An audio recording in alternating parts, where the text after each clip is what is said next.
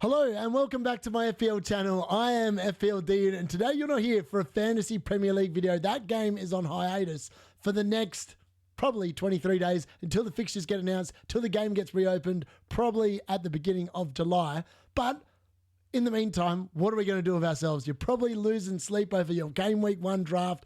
Well, there is something else that has launched recently over the last week or so. The FIFA Club World Cup fantasy game. It's a short game. It literally goes for the entire month where we need something to fill the time. And I've got the ultimate guide for you today on how to play the game and how you're going to fill your time in between. So if you are new to the channel, please smash a like on the video.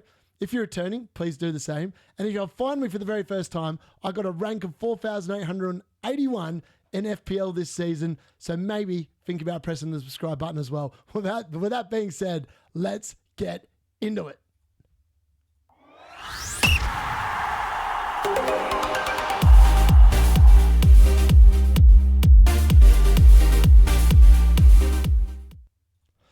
So what is this game? What on earth is the FIFA Club World Cup Fantasy 2025? Well, this is what it is.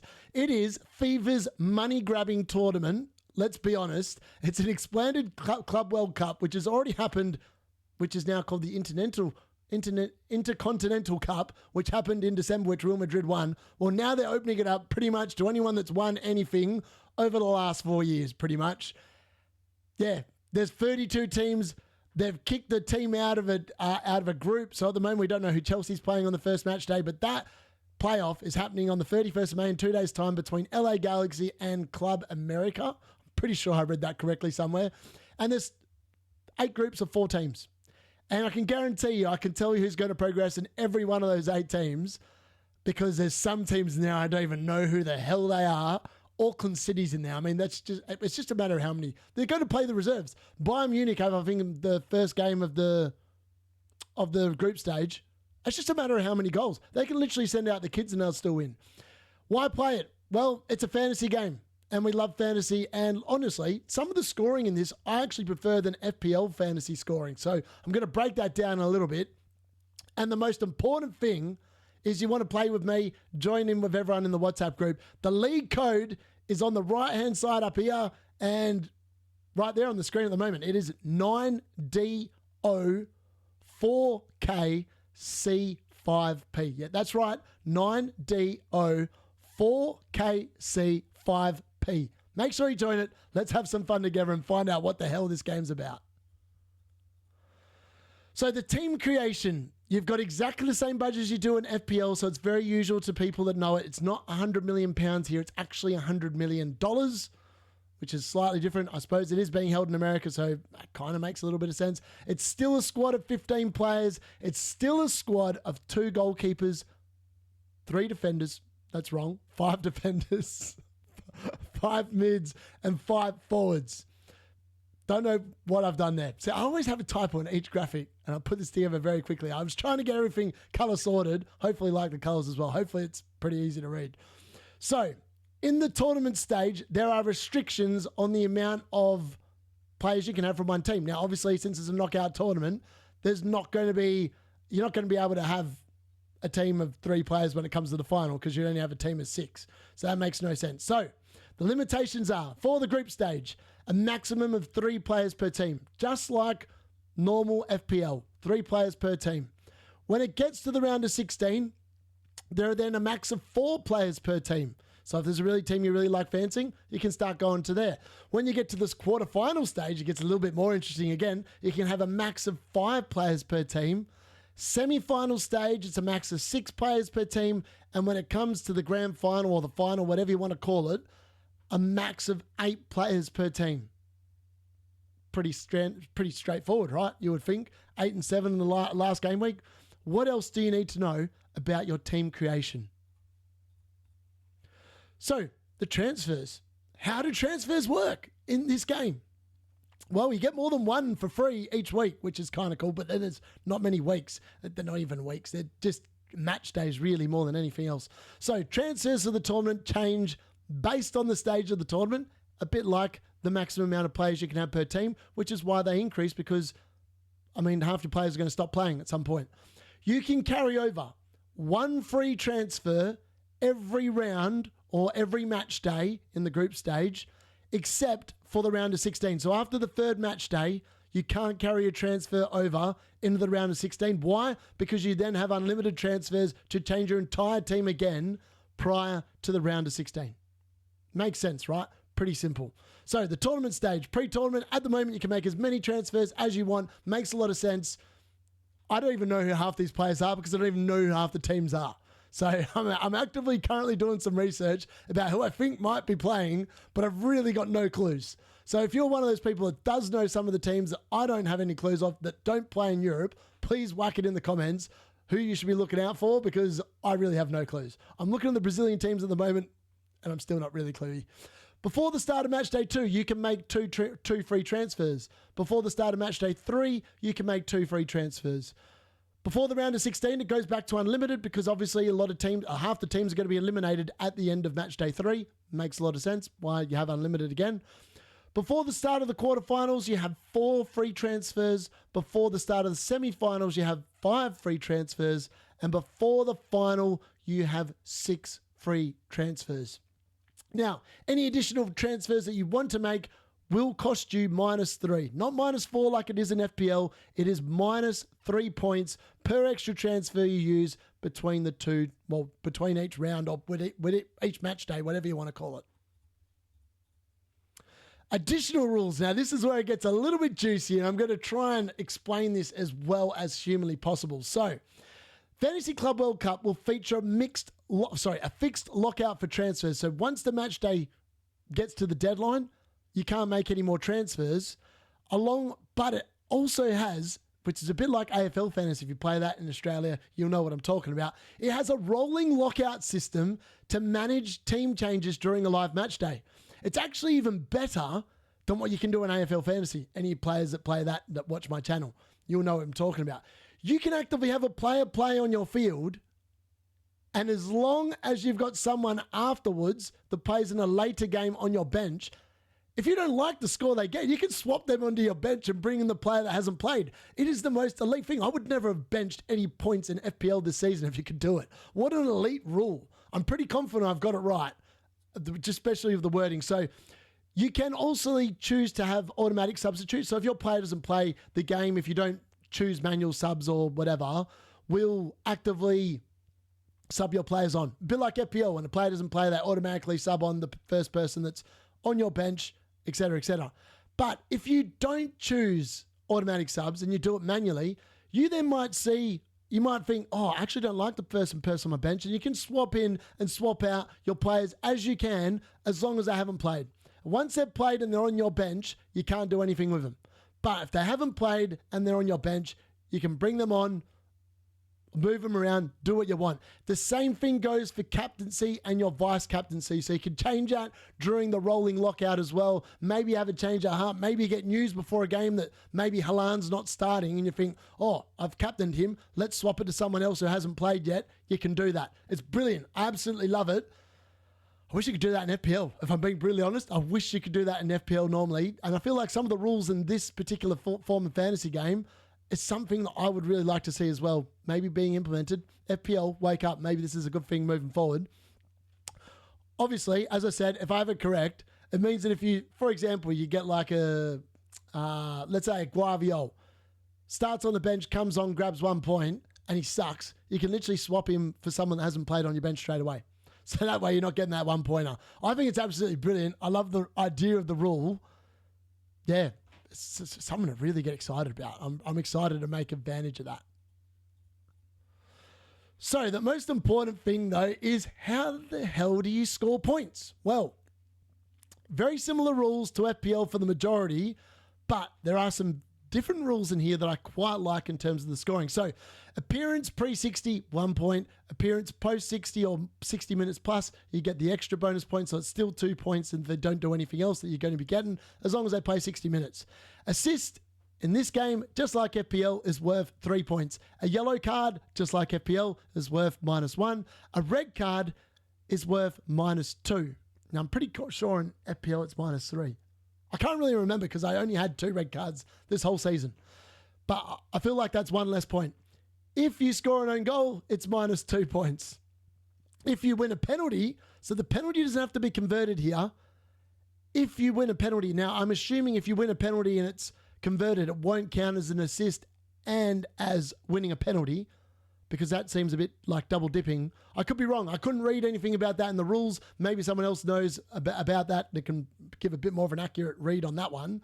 But if you win a penalty, as long as you've won it, that's 2 points. So that's really good for people that are a bit tricky in the box. I'm thinking like a Massalia from like Bayern Munich, something like that. Conceding a pen is actually worth -1, which I think is brilliant because FPL, I think, are missing a boat here. I feel like winning a pen and conceding a pen probably should be worth plus or minus points. It's a pretty significant thing to happen in FPL, right? Direct free kick goal. I feel like this is a bit stiff, only being 1 extra point, but it is only 1 extra point. Doesn't matter who scores it, it's only 1 extra point. A scouting bonus. Now, this is for any player that you own that is differential, and differential is owned by under 5% of the game. And the only way you get the extra 2 points is if that player scores 4. So, for example, you can pick a midfielder, let's say Caicedo, right, for Chelsea. And he gets his 2 appearance points and he wins 6 tackles and he gets 2 extra points and he's owned by under 5%. He's got 4 points. He'll then get an extra 2 for the scouting bonus, which will give him 6 points. That's just an example of how it works.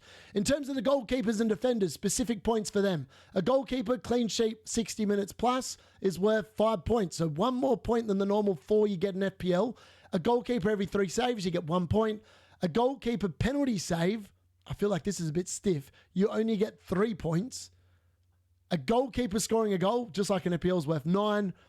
A defender scoring a goal is worth 7, which is 1 more point than you get in FPL.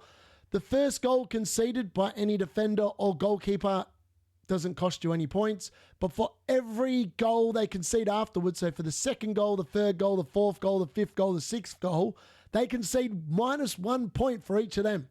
So if a team gets spanked 6-0, they will be on a they will get -5 points from the goals going in, which means they'd probably end up on a -3 if they played the full 90 and they didn't get a yellow card. So you don't want to be picking defenders. They're going to be conceding lots of goals. Let's put it that way. In terms of the midfielders and the forwards, a midfielder clean sheet 60 minutes plus is worth 1 point, just like in FPL. This is where it gets a little bit juicy. So a midfielder, every 3 tackles they win, they get 1 point. Midfielder, for every 2 chances created, they get +2. So for the likes of Cole Palmer, that like to create a lot of chances for their teammates, he will get, for every 2 chances he sets up or a potential assist that he could get, he gets +2 for every 2 of them. I think that's brilliant. I really like that. It's just rewarding different things, and it means you can then pick players for different reasons rather than just picking players that you think are going to score goals or get assists. Midfielder goal scored is worth +6, which is 1 more than FPL. And a forward goal scored is worth 1 more point than FPL. They get 5 points for that. Now, a forward for every 2 shots on target is +1. So there's a reason. There's obviously fixtures you want to be targeting every single game week. I could tell you who they are. They're against the teams I've got no clue about. And you want to be targeting the big European teams, maybe some of the South American teams as well for those particular fixtures. So on to the funnest part of the game and the boosters. There are 4 boosters. And look, obviously FIFA Club World Cup, I've looked a lot of FPL and they've put in a mystery booster. So a bit like the mystery chip that we had that became the assistant manager chip. We've got the mystery booster. So we're going to start with that one. We don't know what it is. It will be revealed on June the 27th, which is the end of the group stage and the end of Matchday 3 in preparation and the lead up to the quarterfinals or whatever. So you're not going to be able to play it till the knockout rounds, so you don't have to worry too much about that one for the first few weeks. The wild card is an interesting one. So obviously this one you can make unlimited transfers for 1 match day. It can't be used obviously before the game for match day 1, and it can't be used when you get unlimited transfers between match day 3 and the round of 16. Now, arguably, I think the best time potentially to use that chip would actually be in either match day 2 to target fixture swings or whatever for the group stage or whatever, or to then readjust your team post the round of 16 heading into the quarterfinal. because again, half the teams will be knocked out. You don't have that many transfers between the round of 16 and obviously the quarterfinals. I think that might be the best place to use the wild card early doors. Then we've got the 12th man, and this is a sick chip. I like this one. I wish you could do this in FPL. It'd be brilliant. So you can select one player completely not in your squad. So you've got your normal squad of your 16 players or 15. Yes, 15. No, 16. Whatever. Your squad of 16 players. I know what it is. It was meant to be 3 forwards before 5 defenders. Stuff that up. Now I know why I was like, 15 players. Stuff that. So outside of your squad of 15, you can pick one additional player for that game week or that match day. It doesn't matter how much they cost. So you can pick a Kylian Mbappe or you can pick someone that's like 4 million. It's up to you. I'd be going with a Kylian Mbappe or whatever if he wasn't in your squad already. Picking him outside of your thing in order to get all the extra points that player makes. The only thing is you can't captain or whatever. It's literally just an extra player. You can't sub them on. You can't sub them off. You can't make them captain. You can't make them vice captain. They are literally acting as one extra player for your team. I think it's a brilliant chip. I'd love to see that put in as FPL. Maybe FPL will steal one of these ones. I'm not sure. And then obviously the last chip, the maximum captain. How good would this have been for me when I played my triple captain? Like if this had been this chip instead of my triple captain, I would have ended up with triple Sade points instead of Erling Haaland's 2 points tripled. So the way this chip works is when you play it, the match day you play it, your highest scoring player will earn double points from within your squad. So it doesn't matter if they're on the bench, doesn't matter if they're on your field, whoever the highest person is in your squad that week, that is who you'll earn double points for. I think that's brilliant. You get to play it once over the 7 game weeks.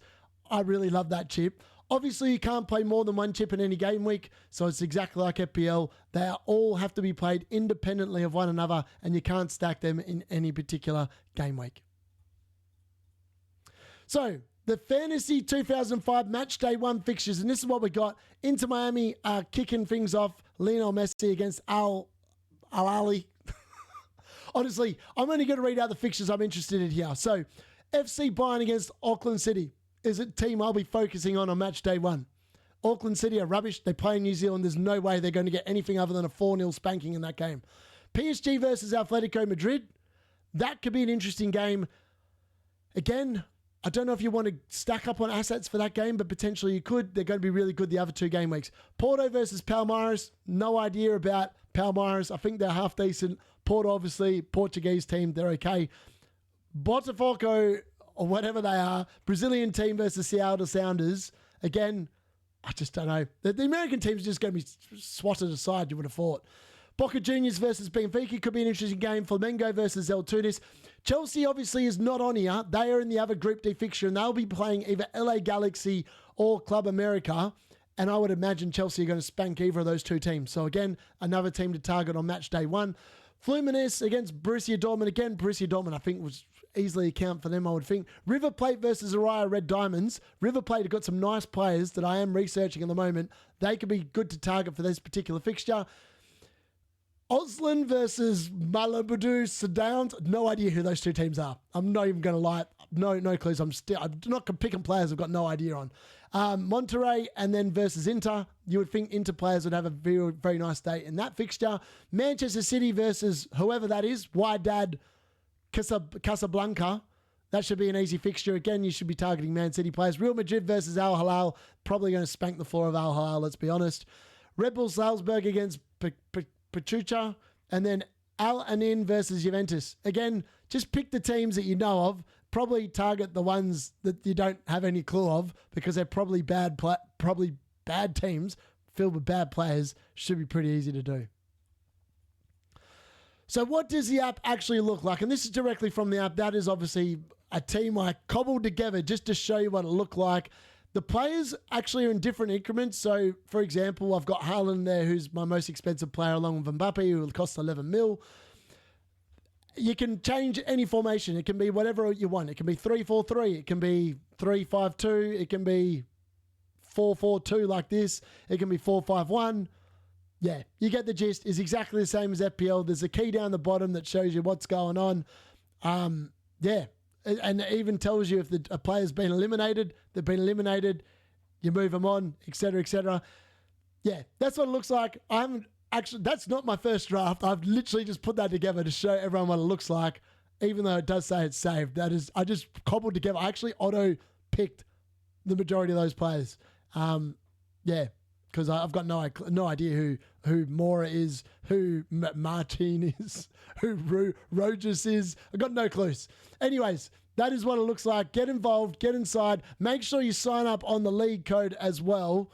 You don't want to be missing that. It's going to be fun. Let's hope it's going to be fun. Again, join the league code. I've got it in the link in the video description. That's been FPL D-Unit. That's been the guide, the ultimate guide to how to play Club World Cup Fantasy. Download the FIFA app. Go to the play section. It's all in there. Honestly, this tournament's going to be a pile of turd for the match day 1 to 3. I've got no doubts about it. I think it's going to be dead boring. But hopefully this fills the void in between FPL 2024-2025 season and FPL 2025-2026 season getting introduced. I'm here to provide a bit of fun. Hopefully you enjoyed that video. If you did, smash a like. If you found me for the first time, smash that sub button as well. That's been FPL D-Unit.